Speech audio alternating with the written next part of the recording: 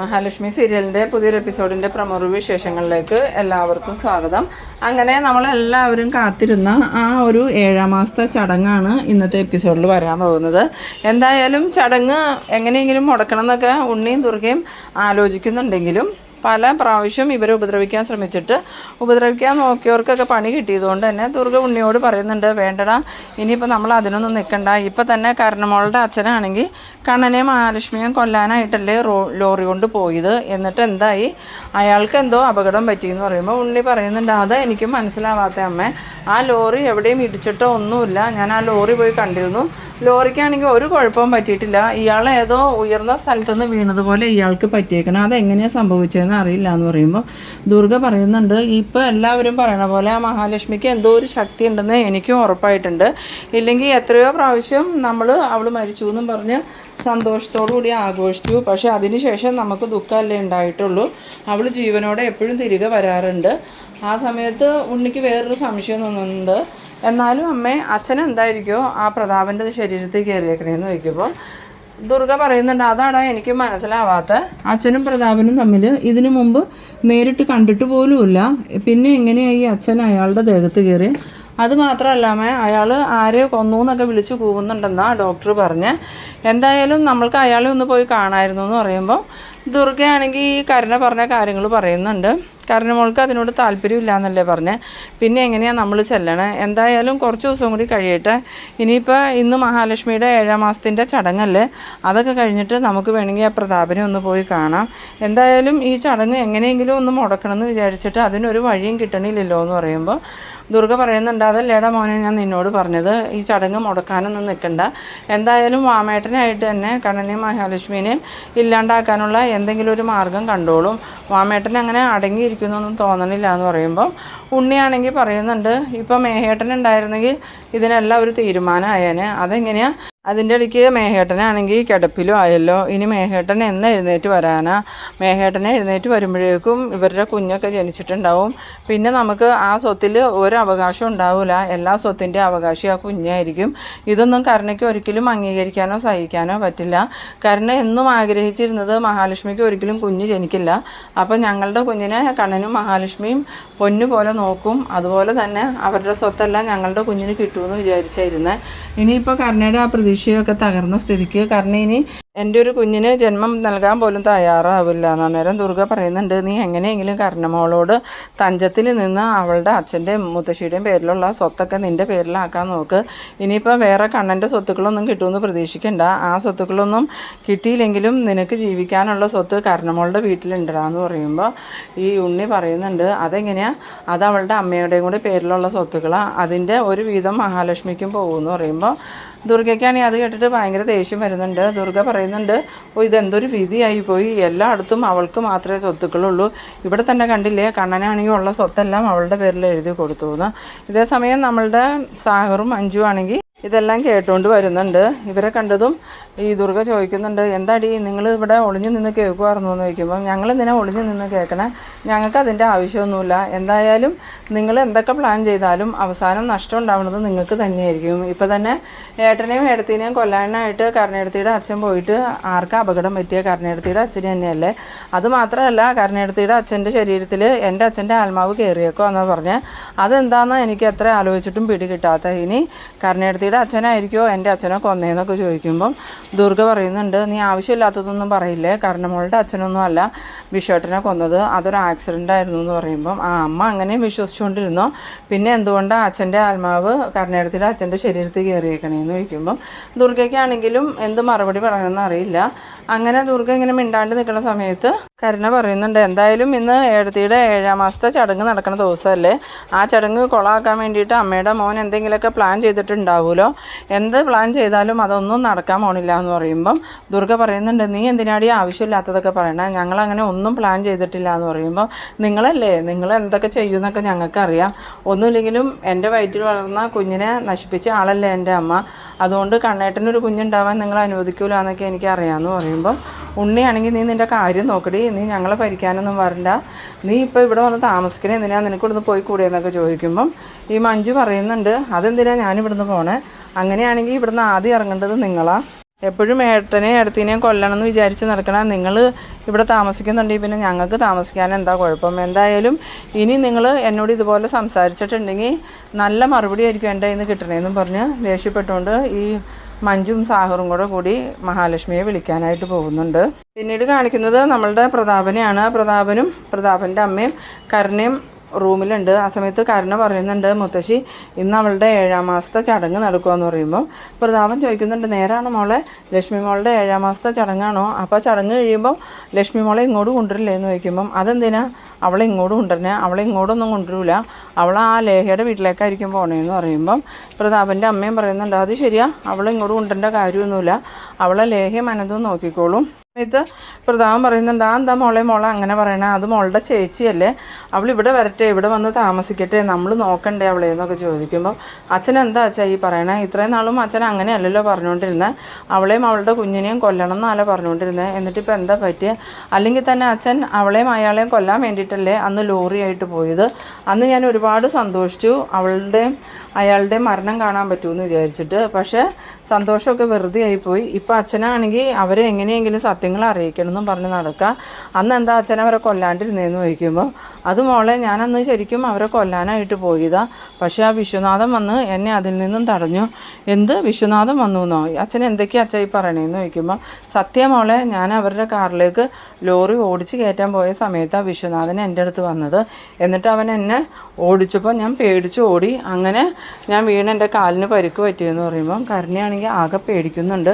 എന്നിട്ട് ഈ പ്രതാപൻ്റെ അമ്മ ചോദിക്കുന്നുണ്ട്, എടാ നീ പറയണതൊക്കെ സത്യമാണോടാ എന്ന് ചോദിക്കുമ്പം അതെ അമ്മേ, ഇനി കണ്ണനെയും മഹാലക്ഷ്മിയെയും ഞാൻ ഉപദ്രവിക്കാൻ ശ്രമിച്ചിട്ടുണ്ടെങ്കിൽ എന്നെ കൊന്നു കളയുമെന്ന് അവൻ പറഞ്ഞേക്കണേ. അതുമാത്രമല്ല എല്ലാ സത്യങ്ങളും കണ്ണനോട് പറയണമെന്നും പറഞ്ഞിട്ടുണ്ട്, ഇന്നും അവൻ വരും, അപ്പം ഞാൻ പറഞ്ഞില്ല എന്ന് പറഞ്ഞാൽ അവൻ എന്നെ ഉപദ്രവിക്കും അമ്മയെന്നും പറഞ്ഞുകൊണ്ട് ഈ പ്രതാപൻ പറയുന്ന സമയത്ത് കരുണ പറയുന്നുണ്ട്, ഇതിപ്പോൾ വലിയ നാശമായിട്ടുണ്ടല്ലോ, എന്തായാലും അമ്മാവ് പറഞ്ഞ പോലെ അച്ഛനെ വലിയ പ്രാന്താശുപത്രിയിലും കൊണ്ടുവരേണ്ട സമയമായി എന്ന് പറയുമ്പോൾ പ്രാന്താശുപത്രിയിൽ നിൻ്റെ തന്തേനെ കൊണ്ടുവന്നിട്ടാൽ മതി എന്നും പറഞ്ഞ് പ്രതാപൻ ദേഷ്യപ്പെടുമ്പം ഈ മുത്തശ്ശി പറയുന്നുണ്ട്, അത് തന്നെയാണ് കാരണമോള് പറഞ്ഞത്, നിന്നെ കൊണ്ടുവരുന്ന കാര്യം തന്നെയാണ്, എന്തായാലും നീ ഇങ്ങനെ പോയിട്ടുണ്ടെങ്കിൽ മിക്കവാറും നിൻ്റെ അന്ത്യം എൻ്റെ കൈകൊണ്ടായിരിക്കും എന്നും പറഞ്ഞ് പ്രതാപൻ്റെ അമ്മ ദേഷ്യപ്പെടുമ്പം ഈ പ്രതാപൻ വീണ്ടും പറയുന്നുണ്ട്, എന്നാലും ലക്ഷ്മി മോളെ ഇങ്ങോട്ട് കൊണ്ടാ അമ്മേ, അങ്ങനെയാണെങ്കിൽ ലക്ഷ്മി മോളെ കാണാനായിട്ട് കണ്ണൻ ഇടയ്ക്കിടയ്ക്ക് ഇവിടെ വരുമല്ലോ, അപ്പോൾ എനിക്ക് കണ്ണനോട് സത്യങ്ങളൊക്കെ പറയാം, അപ്പോൾ വിശ്വനാഥനും സന്തോഷമാവും, എനിക്ക് സമാധാനമായിട്ട് ജീവിക്കാനും പറ്റുമെന്ന് പറയുമ്പോൾ പ്രതാപൻ്റെ അമ്മയാണെങ്കിൽ നിന്നോടൊന്നും പറഞ്ഞിട്ട് കാര്യമില്ലാന്നും പറഞ്ഞ് ദേഷ്യപ്പെട്ടുകൊണ്ട് അവിടെ നിന്ന് പോകുന്നുണ്ട്.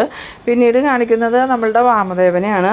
വാമദേവൻ റെഡിയായി നിന്നിട്ട് സീമന്തിനെ വിളിക്കുന്നുണ്ട്, സീമന്തിനി നീ റെഡിയായില്ലേ, പെട്ടെന്ന് വാന്നും പറഞ്ഞ് വിളിക്കുമ്പം ഇത്ര ധൃതി എന്താ മനുഷ്യ, അങ്ങോട്ട് ഇത്ര നേരത്തെ പോകേണ്ട കാര്യമൊന്നുമില്ല എന്ന് പറയുമ്പോൾ വാമദേവൻ പറയുന്നുണ്ട്, അത് ശരിയാവില്ലടി, എന്തായാലും ഒരു ചടങ്ങിന് പോലെ അവൻ നമ്മളെ വിളിച്ചെങ്കിലും നമ്മൾ പോവാതിരുന്ന അവനക്ക് സംശയവും, അതുമാത്രമല്ല ഇപ്പോൾ പ്രതാപനാണെങ്കിൽ എല്ലാ സത്യങ്ങളും കണ്ണനോട് തുറന്നു പറയണമെന്നും പറഞ്ഞുകൊണ്ട് നടക്കുക, അതുകൊണ്ട് നമ്മൾ പോയില്ലെങ്കിൽ അവനക്ക് കൂടുതൽ സംശയമാവും, നമുക്ക് അവിടം വരെ പോയിട്ട് പെട്ടെന്ന് ഇങ്ങോട്ട് പോരാം, എന്നാലും അവളുടെ ആ ചടങ്ങ് നടക്കരുതായിരുന്നു വാമേട്ട, എന്തൊക്കെ മോഹങ്ങളായിരുന്നു, ഉണ്ണിക്ക് ആദ്യം കുഞ്ഞ് ജനിക്കും, ആ കുഞ്ഞിന് കണ്ണൻ്റെ സ്വത്ത് കിട്ടുമെന്നൊക്കെ പറഞ്ഞ് ഇപ്പോൾ അതെല്ലാം തകർന്നില്ലേ എന്ന് പറയുമ്പോൾ വാമദേവൻ പറയുന്നുണ്ട്, അത് മാത്രമാണോടി, മഞ്ജുവിന് കുഞ്ഞുങ്ങളുണ്ടായ കണ്ണൻ്റെ സ്വത്തെല്ലാം മഞ്ജുവിൻ്റെ കുഞ്ഞുങ്ങൾക്ക് കിട്ടും, അതുവഴി നമുക്കും ആ സ്വത്ത് അനുഭവിക്കാമെന്ന് വിചാരിച്ചല്ലേ ഇരുന്നേ, അതെല്ലാം നിൻ്റെ മോനായിട്ട് തന്നെ തകർത്തില്ലേ?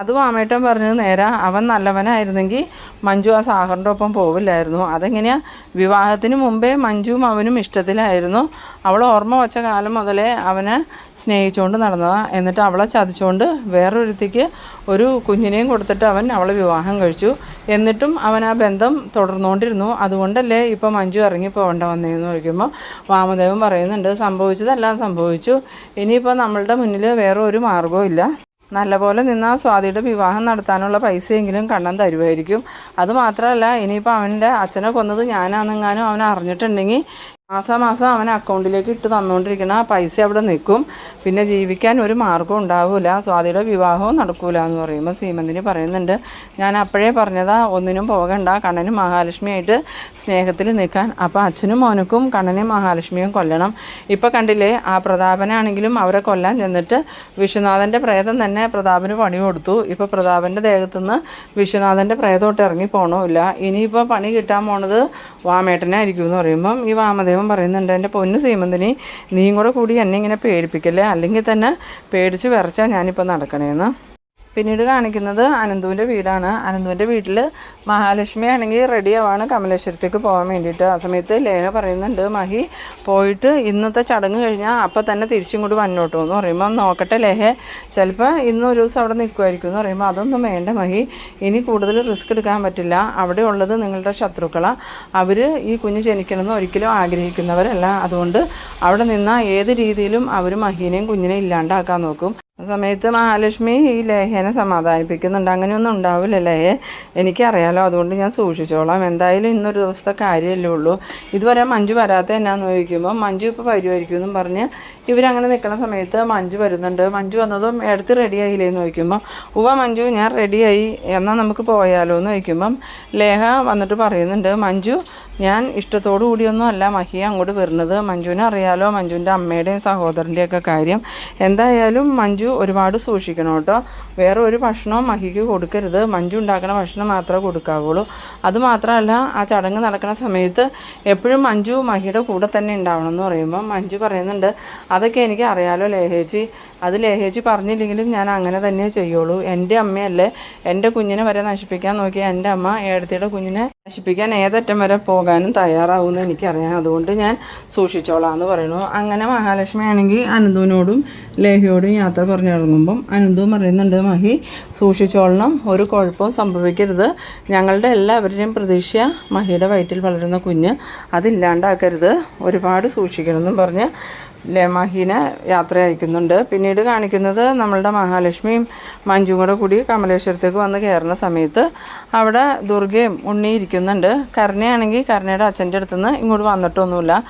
അങ്ങനെ മഞ്ജു മഹാലക്ഷ്മിയൊക്കെ കയറി വന്നെ കാണുമ്പം ദുർഗ ഉണ്ണിയോട് പറയുന്നുണ്ട്, വരുന്നുണ്ട് തമ്പുരാട്ടി, ഇനിയിപ്പോൾ അവളുടെ പ്രഹസനമൊക്കെ നമ്മൾ കാണേണ്ട വരുമല്ലോ എന്ന് പറയുമ്പോൾ ഉണ്ണി പറയുന്നുണ്ട്, ഈ ഒരു ചടങ്ങ് ഇല്ലാണ്ടാക്കാൻ ഞാൻ എൻ്റെ കഴിവിൻ്റെ പരമാവധി നോക്കി, പക്ഷേ നമുക്കൊന്നും ചെയ്യാൻ പറ്റണില്ലല്ലോ അമ്മയെന്ന് പറയുമ്പോൾ ദുർഗ പറയുന്നുണ്ട്, അതൊന്നും വേണ്ട, എന്തായാലും ഇനിയും നമ്മുടെ മുന്നിൽ സമയമുണ്ടല്ലോ, അതിനുള്ളിൽ അവളെയും അവളുടെ കുഞ്ഞിനെയും നമുക്ക് ഇല്ലാണ്ടാക്കാം. എന്തായാലും വാമേട്ടൻ വരുമല്ലോ, വാമേട്ടനോട് പറഞ്ഞ് നമുക്ക് എല്ലാത്തിനും ഒരു തീരുമാനം ഉണ്ടാക്കാമെന്ന്. ഈ സമയത്ത് മഞ്ജു മഹാലക്ഷ്മിയൊക്കെ റൂമിലോട്ട് കയറി പോകുന്നുണ്ട്.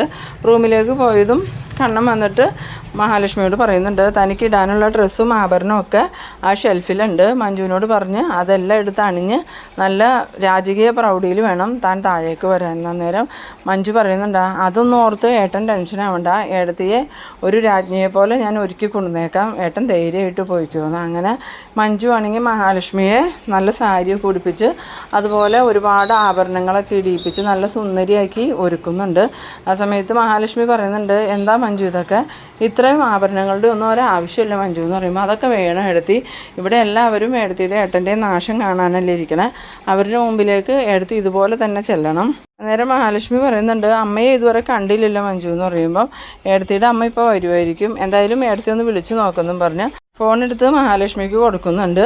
മഹാലക്ഷ്മി ആണെങ്കിൽ ഫോൺ കിട്ടിയതും അമ്മയ്ക്ക് വിളിക്കാമെന്നും പറഞ്ഞുകൊണ്ട് വിളിക്കുന്ന സമയത്ത് മോഹിനി ആണെങ്കിൽ റെഡി ആയിക്കൊണ്ടിരിക്കുമ്പോഴാണ് മോഹിനിയുടെ ഫോൺ ബെല്ലടിക്കുന്നത്. വേഗം തന്നെ ഫോൺ എടുത്ത് നോക്കിയതും മഹാലക്ഷ്മി എന്ന് കണ്ടിട്ട്, എന്താ മോളെ എന്തെങ്കിലും പ്രശ്നമുണ്ടോ എന്ന് ചോദിക്കുമ്പം, അല്ലമ്മേ അമ്മേനെ ഇതുവരെ കണ്ടില്ല, അതുകൊണ്ട് ഞാൻ വിളിച്ചതാന്ന് പറയുമ്പോൾ, ഞാൻ വരാനായിട്ട് റെഡി ആയിക്കൊണ്ടിരിക്കുക, കരുണ പറഞ്ഞില്ലേ അമ്മയെന്ന് ചോദിക്കുമ്പം, കരുണമോള് വരണമൊന്നുമില്ല, ഞാൻ അവളോട് പറഞ്ഞു വരാം, പക്ഷേ അവൾക്ക് ആ കാഴ്ചകൾ കാണാൻ ഇഷ്ടമല്ലാത്തതുകൊണ്ട് അവൾ വരുന്നില്ല.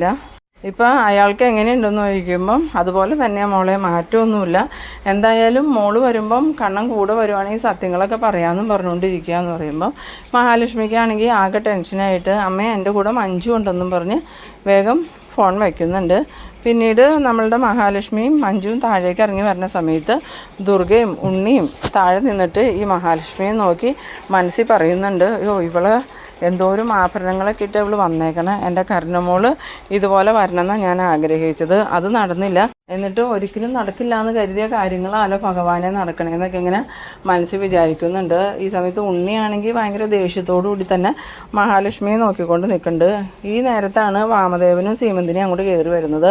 വാമദേവനെയും സീമന്തിനെയും കണ്ടതും ദുർഗയാണെങ്കിൽ ചിരിച്ചുകൊണ്ട് സീമന്തിനിയുടെ അടുത്തേക്ക് വന്നിട്ട്, എടുത്തിയോ സിയോതി വന്നില്ല എടുത്തിന്ന് ചോദിക്കുമ്പം, ഇല്ല ദുർഗ, അവൾക്ക് വരാൻ പറ്റില്ല എന്ന് പറഞ്ഞാൽ അവൾ വന്നില്ല, എന്തായാലും ചടങ്ങിന് കണ്ണൻ വിളിച്ചതല്ലേ, വരാതിരിക്കണേ എങ്ങനെയാണ്, ചടങ്ങ് കഴിഞ്ഞതും ഞങ്ങൾ പോകും ദുർഗയെന്ന് പറയുമ്പം അതെന്തിനാ ഏടത്തി പെട്ടെന്ന് പോണേ, എന്തായാലും ഏടത്തിയും ഏട്ടനും വന്നതല്ലേ, വൈകിട്ടൊക്കെ പോയാൽ മതി എന്ന് പറഞ്ഞുകൊണ്ട് ദുർഗ ഇവരെ വിളിച്ച് അകത്തേക്ക് പോകുന്നുണ്ട്.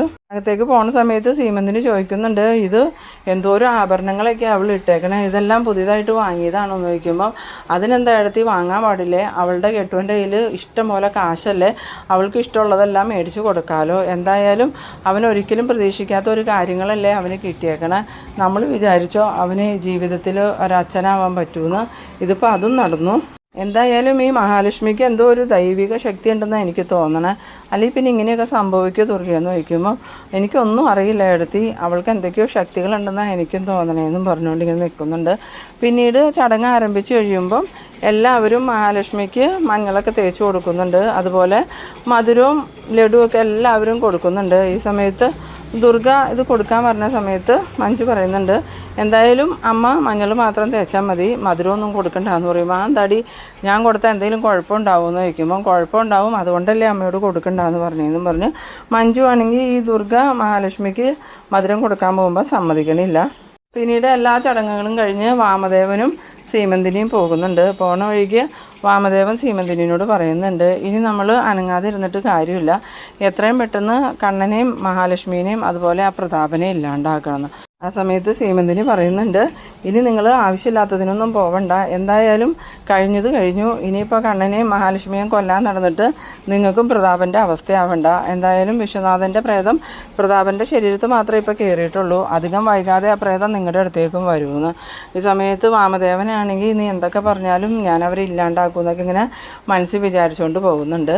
അങ്ങനെ രാത്രിയായപ്പോൾ വാമദേവൻ പുറത്ത് പോയിട്ട് വരാമെന്നും പറഞ്ഞ് സീമന്തിനിയോട് പറഞ്ഞിട്ട് കാർ കൊടുത്ത് പോണ വഴിക്ക് കുറേ ദൂരം ചെല്ലുമ്പം വാമദേവനാണെങ്കിൽ മുമ്പിൽ ആരോ നിൽക്കണ പോലെ തോന്നിയിട്ട് കാറ് ചവിട്ടി നിർത്തുന്നുണ്ട്.